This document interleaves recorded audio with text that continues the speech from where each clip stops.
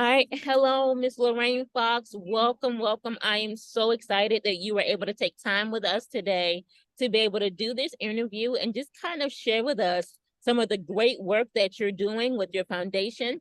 We're going to talk all about that in just a moment, but I would love to introduce you to our viewers and really just kind of shift the environment so that you are so welcome to share everything you'd like to share. And we're going to ask you some questions too. We kind of brainstormed some great questions to ask you today. So I'm so excited that you were able to make time for us, Lorraine. And so for those who do not know, Lorraine is the founder of Fox Whole Family Foundation. She's been doing some amazing work supporting women with breast cancer and also helping so many children. So I'm so thankful for her being able to make time to be with us today with the Provision Project family. Now, for the record, her for the past 3 years, her donations from the Fox Whole Family Foundation has allowed us to expand our nationwide footprint of financial relief for women in active treatment for breast cancer from 32 states in 2019 to an incredible 47 states in 2022. So we were able to help women in 47 states last year, and we hope to really meet that and exceed that this year. And we're just so thankful for the incredible and the generous donations from the Fox Whole Family Foundation. It feels like a mouthful, but just they're an incredible organization. And I'm just so thankful to have the founder here with us today, who is one of our greatest supporters of the Provision Project. So thank you so much, Lorraine, for taking time out of your busy day. I'm so excited to have you on. I've been talking with the team. I'm on today as the media consultant because I love doing these kind of things. I love really featuring organizations that are doing amazing work to help women and families, those dealing with breast cancer. It's just really a passion of mine, as I had a family member that passed away when I was younger from breast cancer. So to be able to see the work that you've helped Provision Project do has just been so amazing for me. And so I just really want to thank you and welcome you today to this interview. So how are you? How are you feeling about today? I just really wanted to put that out there first for those who didn't know. But how are you doing today, Lorraine? How is everything? I'm good, and I want to just thank Provision Project for allowing me to come on and just kind of share a little bit about my journey and my story and how the Foxhole Family Foundation was established. So yeah, I appreciate Provision Project, and I hope everyone from your audience would find my story enlightening, and maybe they would like to. Help us to continue the work that we're doing as far as helping those affected by breast cancer and underprivileged youth. So I'm honored to just be here with you guys today. Absolutely. And so I've heard your story and it's blown me away. And so I'd love to start there simply because many of the women going through our program through Provision Project, our desire is to help those who are in active treatment. While the world is looking for a cure, we know that women have incredible financial difficulty that comes in. And so our mission is really to help them with the small things that maybe, groceries and gas and those things that we don't typically think are, they become heavy when you're going through active treatment. So I hear and I know this is part of your story. I want to give you the floor now that you are a 20-year survivor of breast cancer. Like, wow. Wow. So you've been there. You've gone through it. You've been a mother dealing with that. Can you tell us more about your journey? Like how did this all start? Like just I want to hear your breast cancer survival story, really, because you are a survivor as well. Yes, my journey started. I guess I would say my journey started actually before I was diagnosed. I had a sister who was diagnosed with breast cancer at the age of 28. At that time, we didn't know of any family member who had breast cancer. Actually, I really didn't know anybody personally who had went through breast cancer. So when my sister was diagnosed at the age of 28, it was a real shock to our family because, like I said, we didn't have anybody that was in our family that we knew of who had breast cancer. And all the information that I had heard was you get your first your baseline mammogram at the age of 40. So for her to be diagnosed at 28, we were like, what? And so when she was going through her treatment and everything through breast cancer, I went to my doctor just to have the baseline mammogram because my sister kind of created the family history for us. And so when I got my base, I don't even remember. I think I may have been. So she was 28. So that means I was like 25 when I, went ahead and got the baseline mammogram because, like I said, with her diagnosis, that kind of created a family history for us. And so she went into remission, and then the breast cancer came back. And this, when it came back, it metastasized. She was in remission for probably about, I would say, like a year and a half, maybe 2 years. And then when the breast cancer came back, was, she didn't know that it was breast cancer coming back because it wasn't breast anymore. She was having pain in her legs, and she worked as a LPN at different nursing homes. So she was standing on her feet, 12, 16 hours a day. So she thought it was just leg cramps or something to that nature. And when she finally went back to the doctor to get it checked out, she went with a friend, and she didn't, inform the doctor that she had went through breast cancer. So the doctor wasn't looking for anything breast cancer related. They were just, oh, well, it's just muscle spasms. So they gave her pills for muscle spasm.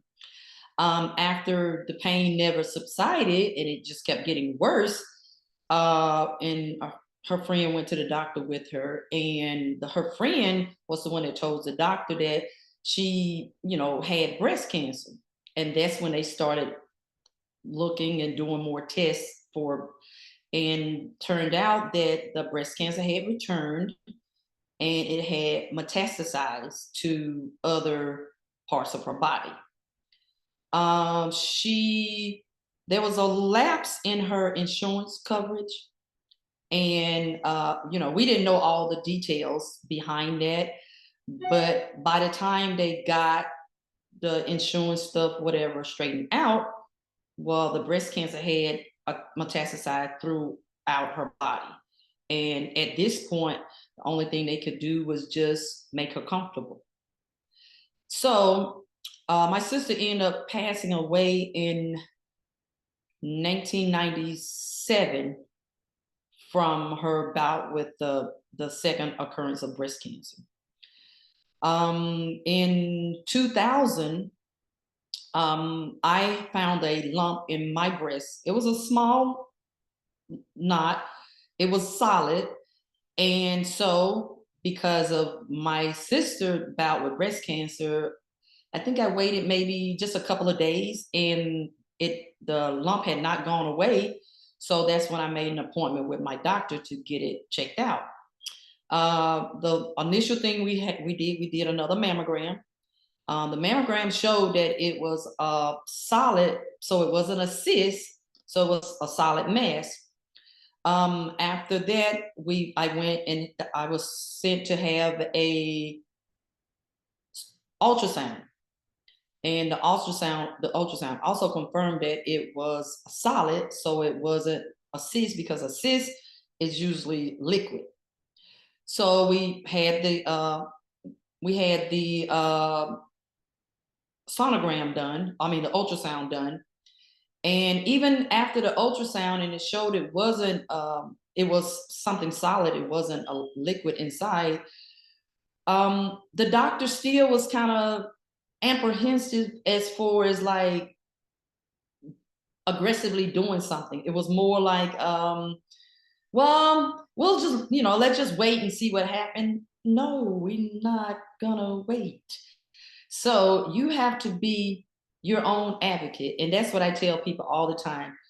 You have to be your own advocate. It doesn't matter what, if the doctor says something and you're not comfortable with that, then it's okay to go get a second opinion. So after I felt like the doctor wasn't taking it serious enough for me and the lump was still there, I proceeded. And so I ended up seeing a surgeon, and we did because I told the doctor that I feel like we still need to do something else because I don't want to just be left with the unknown or not knowing, or I don't want to wait too late in something happen. So I end up making an appointment with a surgeon. I think I end up going back to my general practitioner, and she set me up with a surgeon just to kind of maybe do a biopsy. And so we did a biopsy on a Friday. I was living in New Orleans at the time. On the biopsy was a in and out that same day. Waiting for the results, and in the process of waiting for the results, I had to travel to Houston for my job. So I went to Houston that Sunday, and I got the phone call from the surgeon with the results. Now, mind you, anytime you go for any type of procedure, and that waiting for the results is like the longest. Like there was like no sleeping. You basically every time your phone ring, you jump. So anyway, I was in Houston, and that Tuesday is when I got a call at my office that it was my doctor on the line, and he said that the results of the biopsy had came in, and that I had he said carcinoma. What I can't think of the cancer term, but it was confirmed that it was breast cancer. And at that moment, I thought, now mind you, my sister had passed away 3 years earlier, and I was raising my nephew. My nephew was like 5.5 when my sister passed. So I was raising him. And then I also had my son. So he was, this was 2000, he was born in 90. So he was like 3 years old at that time. So I had, at this point, it was a 8-year-old and a 3-year-old because they're like 5.5 years apart. So at that moment, when the doctor said that I had breast cancer, it was like, oh my God, I'm raising 2 boys. My nephew already lost a mom. I cannot let him lose another mom. And so I I cried for probably about, I don't know, 30 seconds or so. And then I had to pull myself together and, okay, what's our next step? And that's basically the start of my journey. And like you said, that's been since 2000. So we're at 23 years ago now. But but the story still is relevant and fresh in my mind. I mean, that's one of those things where you know exactly where you were when that happened. Just like, people know where they were when President Kennedy was assassinated or when Martin Luther King was assassinated. Or those are just events that you do not forget, and you know exactly where you were, what you were doing when I got that news. I know exactly where I was and what I was doing. But anyway, so when I got back to Houston, we set the appointment to go back and have consultation with the surgeon that had did the biopsy. Yes. And just from the results of the biopsy, he said, I think we could probably do a lumpectomy, and you probably won't have to do, and you may have to do radiation. I don't think you'll have to do chemotherapy. And chemotherapy is like the black woman's curse. So I was like, okay, all right. So we made the appointment. We had the lumpectomy done. When we got the results back from the lumpectomy, they had he said they got all the cancer. My margins was clear. They took out some lymph nodes. The lymph nodes was clear. So the cancer had not spread it outside of the breast tissue or outside of the lump that I found. The cancer had not spread it outside of that. So it was confirmed that it was stage 1. Okay, that great. So after the surgery healed, I was like, okay, well, now he sent me to a radiologist. So I got to the radiologist, and I'm in the radiologist's office, and we're talking, and the radiologist said, well, your margins are clear and everything, but because you're so young, we want you to do chemotherapy before you do radiation.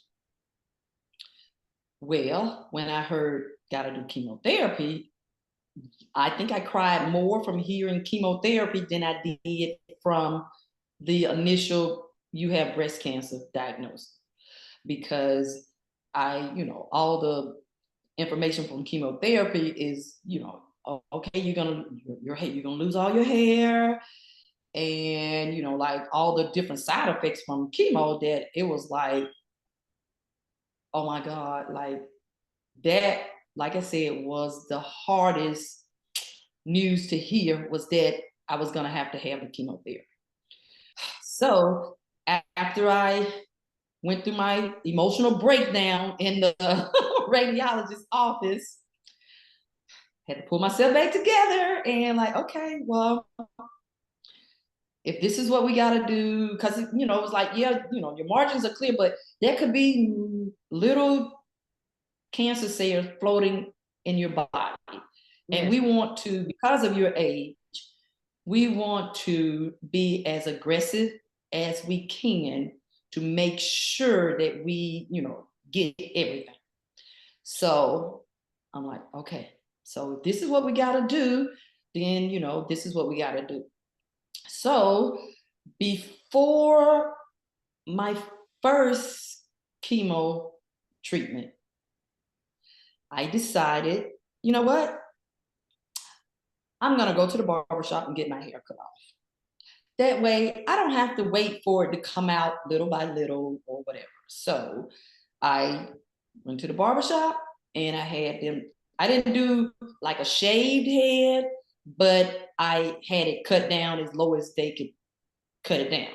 Yes. And so for me, that was more of taking control as of letting the cancer take control. I'm gonna take control. And so like I said, I had it cut off.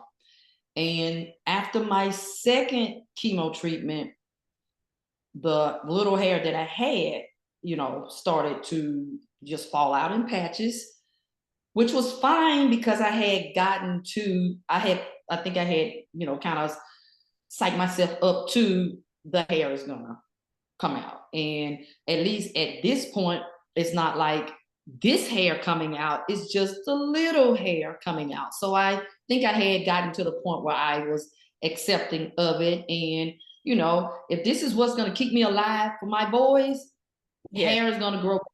And I had gotten to that point where hair is going to grow back, and I'm not worried about hair anymore. And I know for a lot of women, especially African American women, like everything is tied up in the hair. And that's the last thing that we want to be faced with, is losing something that's so attached to us. Like, we go, even if we have hair, we still go get the extensions and the wigs and the this and the that and whatever. So losing hair is a big deal for us. But I had to come to the realization that, okay, you want to worry about losing hair or you want to lose your life? You choose. And I chose life. And as you can see, 23 years later, I have life and hair. Yes. I love this story. It seems like every step of the way you were an advocate. Like your advocacy was born from watching your sister succumb to this second bout, and then you seeing what could potentially happen with you and saying no. The advocacy and making sure you went ahead and got a second opinion with a surgeon, and then the advocacy of you actually saying, no, I'm not going to wait for it to come out. I'm going to cut my hair off because I know what's coming. Let me get myself ready for this journey. Like it seems like this 23 years ago, this woman that you were then, and that you, like you said, this is what I'm going to do. I'm going to become an advocate. And so the advocacy was born from your own situation of seeing your sister endure it and ultimately becoming a mother to your nephew and wanting to remain a mother for the son you already had, the 8 and the 3-year-old. I really feel that you've led this foundation in the same way. Is that it's all about advocacy. It's all about making sure that you can do as much as you can to empower women who are dealing with what you deal with, what your sister faced and what you face, so that you can help as many as possible survive. I see that is ingrained in you now, and it's evident. So to see you partnering with Provision Project absolutely makes sense. It's just a natural elevation of what you were already doing for yourself. So I love, love, love the authenticity and this mission of being able to help the underprivileged youth and also those dealing with breast cancer. This is powerful. And as I was listening to your story, I couldn't help but really see that even in the midst of it, you were shell shocked with really moving through it in a way where you could make the best decisions for yourself and your family. That was the key. I think that's what you're wanting to do. You wanting to help other women move through it, right? You wanting to help them to move through it. Absolutely. Ah, Absolutely. And to continue on with my family's journey, after I had went through my journey, yes. then I started just celebrating life, having I started having like a pink party every year to just celebrate women who have survived breast cancer. And we would just, the end of October, we would I would have a throw a party and we would just celebrate life. So just doing that, I met different women from my congregation, and we still connected today through the breast cancer ministry from my church. But I have another sister. I had another sister that also ended up being diagnosed with breast cancer, and she was in her 50s when she was diagnosed. And she it was found in one breast. They did a mastectomy, and she went through her treatments, and I think pretty much all of the different side effects from breast cancer, lymphedema, uh, neuropathy, just different side effects from chemo. It's like she had all of them. She got all of them. Um, like I said, she was diagnosed in her 50s. She had the surgery, she went through the treatment, she went into remission. And it's like she was in the remission for, I don't know, maybe a year. And then it came back in the other breast. And I'm like, I'm thinking, just to myself, like, what is going on? And why didn't they just do a double mastectomy? I was thinking the Like, same thing.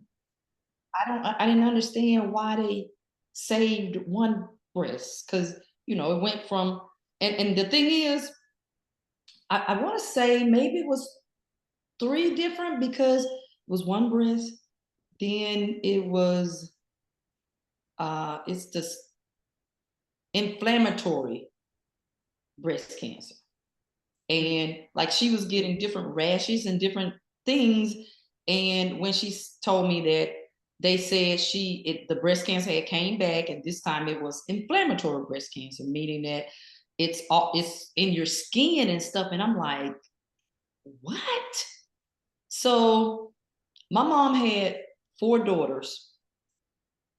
3 of us had breast cancer, and 2 of us succumbed to breast cancer.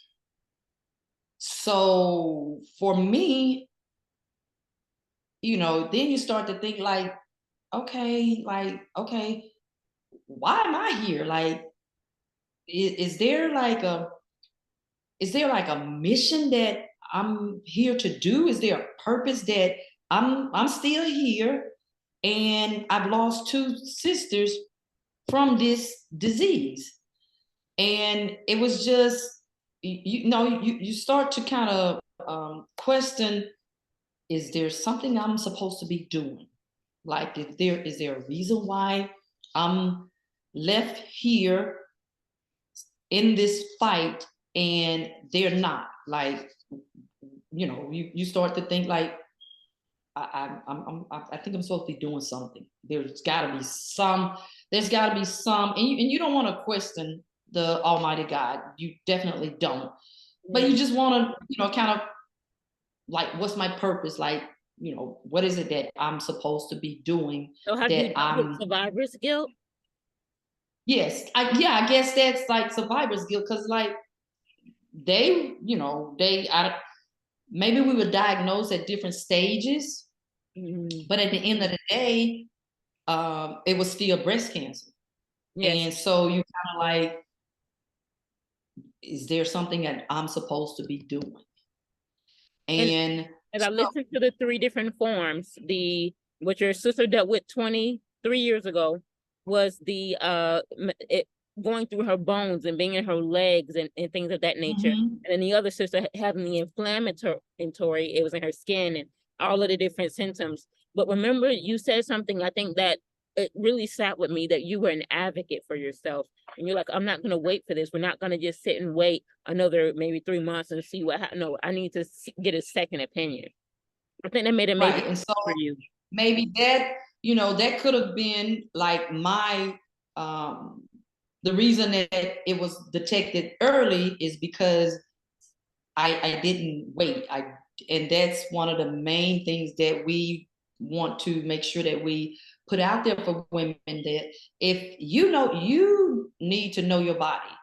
And I wasn't big on self breast exams like every month, but when I felt something that wasn't there before, it was time to act on it and not wait on it. And so that's my, one of my main thing is telling women is, your body, and if you see a change, then go get it checked out. Don't wait 3, 6 months, a year.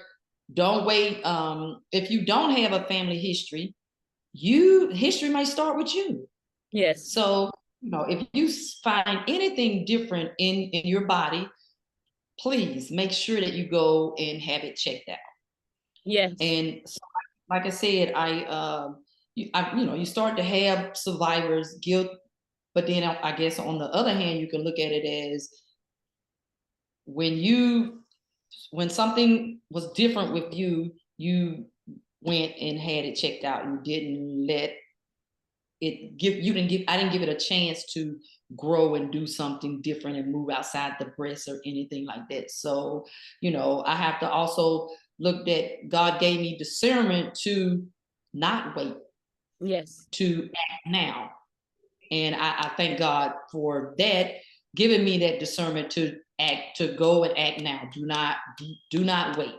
And I guess because I had that information of a sister that went through this, okay, this is what it is. Act now. Don't wait. Yes. Act now. I love that. And that's what I hear. I hear, don't wait. Act now and advocate for yourself. Make sure you advocate and don't allow it to be treated lightly, because it could save your life. Exactly. Wow. Absolutely. Save your life. And you know, I've looked at your site and I see the pictures of you with your breast cancer awareness shirt, and we think that that would not be possible if you were not willing to say, "Let me go take action now. Let's go." Early detection really made a major difference. I love that, and that's something I definitely would love to make sure that every viewer sees: early detection and really being an advocate.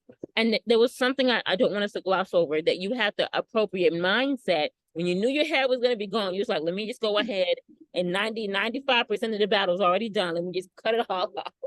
Mhm. Powerful, powerful. Absolutely. And so you Yes. channeled that into this foundation. You really poured yourself into this foundation and saying, this is what you'd like to do. The fact that you spearheaded the foundation and that you have a spirit of advocacy that's a part of your very being, I think is so powerful for the women that you have helped and that you've helped to really shift and change them. Like, I love it. Like, and so tell us more about the organization. Like, we know the genesis of it now, which is powerful. We know the genesis of it. This is where it all began. Um, but what is it that you do besides partnering with Provision Project? You've helped us so much over the last 3 years with your generous sponsorship. How does this help the youth? Like, what are some of the programs that you have? Well, let me just start by saying that the foundation was birthed after my son, De'Aaron Fox, was drafted by the Sac Kings. So Yes, after he was drafted, and I retired from my day-to-day work, yes, um, I decided that we wanted to create a foundation that was geared around helping those affected by breast cancer, and also support for underprivileged youth, kids yes, who are in underprivileged situations that they maybe can't afford school supplies, or if they uh, wanted to go college after high school or whatever, we partner with different organizations who was able to kind of help and facilitate that. So yes. after the foundation was established, I think we was established in 2017, Okay. and the initial contact with the Sacramento area was I worked partner with Be Aware Breast Cancer Foundation, Yes. and so I've been working with them since 2018, when we really got our all the paperwork done and our 501c3, all of that done. So we started, we developed the name and got everything done in 2017. 2018 was by the time that we actually were able to start actually helping organizations. And so I'll Be Aware was the first organization that we partnered with in the Sacramento area. And after partnering with them, we also partnered with two organizations in the Houston area. The Rose, it's a great breast cancer organization and reconstruction of a survivor.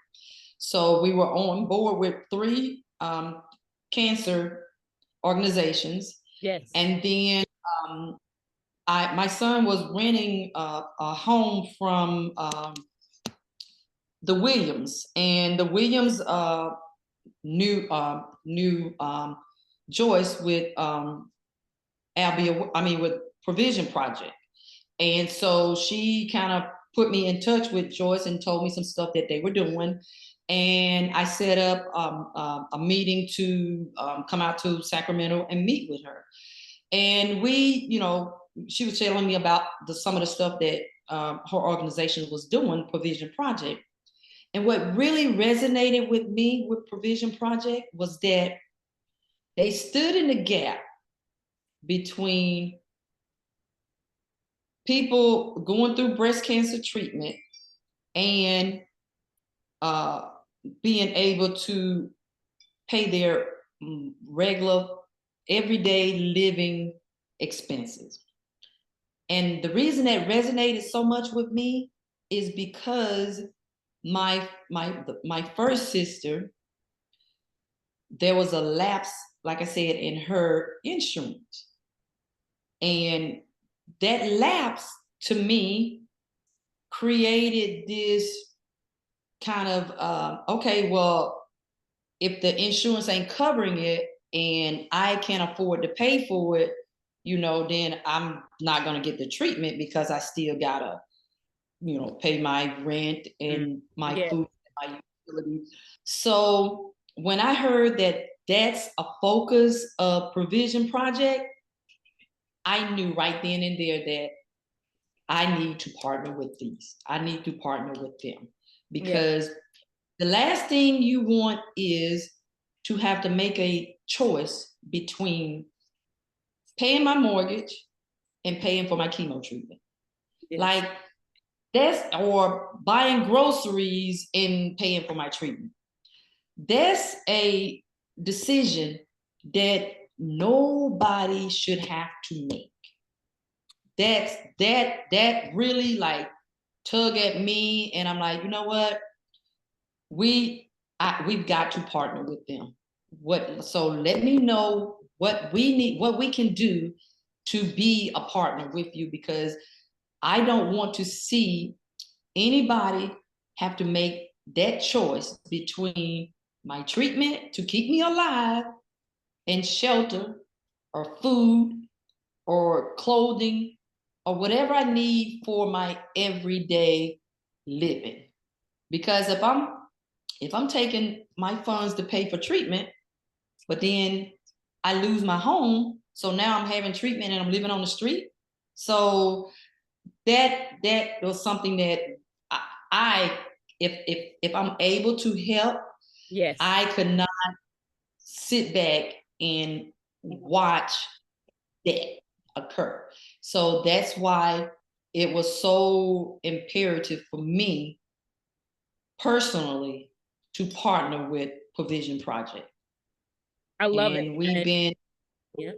we've been in this battle for 3 years now. Yes. And it's just honor for the Foxhole Family Foundation to be able to continue our partnership with Provision Project, because we see the good work that they have done. We see that uh, persons they're being able to afford their treatment and to stand in the gap to make sure that they have their everyday expenses taken care of, so that that's one burden that they don't have to bear. And because you this fight that we're in, you can't fight alone. And we understand that there are national organizations that are looking for the cure, Yes. but we need more people to stand in the gap. While the national organizations are looking for the cure, somebody still needs to be helping while you're going through your treatment. Yes. And that's one of the things that basically all of the organization that we partner with on the breast cancer side, we're standing in the gap for people who are either underinsured or don't have no insurance.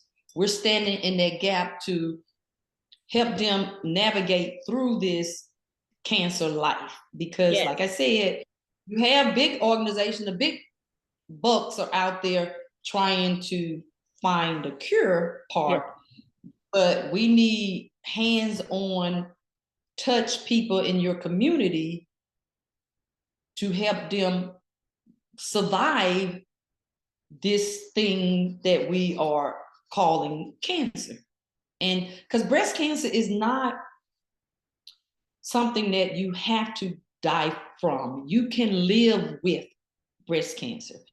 And it takes your early detection, it takes no stopping on your whatever your course of treatment is. You have to be able to go through the regimen. And there's a lot of people who are either have no insurance or they are underinsured. And we definitely want to continue to stand in that gap to make sure that you're not succumbing to breast cancer because you can't afford your treatment. Thank you, thank you, thank you so much. That is literally the heart of Provision Project. It's to stand in the gap. You explained it so well. And with the partnership these last 3 years, even the incredible impact is being seen, and how many more women we've been able to help, you know, pay their expenses while they're getting they don't have to make that decision, which is heartbreaking that so many people are making that decision. You know, we've been here for about 7 or 8 years as an organization. In the last 3 years, to see that expansion with partners like you, you know, with sponsors like you and partners like you partnered with us, has made it an incredible journey to witness. And we want to do more. We want to help more people. So thank you so Absolutely. much. And this is why Absolutely. we do believe that this is something where we can continue to stand in the gap and continue to bless these women, knowing they're not in the fight alone. While the world is looking for a cure, because I believe we're going to find a cure. While the cure is being found, for us to be able to say, we're with you, we're standing with you, is so important. It's so key. And it's something we've been able to do for years, but we want to do it for years more. And so we're so thankful for your help. And I love that you, like, again, had time today to share your story, and to sit with us and to just give us the genesis of the Fox Whole Family Foundation, to show us, like, this thing started way back when you saw it yourself, and you saw it with your sister, and you saw it and you said, no longer will a woman just have to make that decision. We're going to do something about it. And that's what it takes, being willing to not just know it hurts and to feel it, but to do something about it is the key. Do something. That's the thing. That's the key. You know it. Okay. Now what are you gonna do about it? Like, you could talk about it, but we need hands-on. We need, if you can step in the gap, please step in the gap.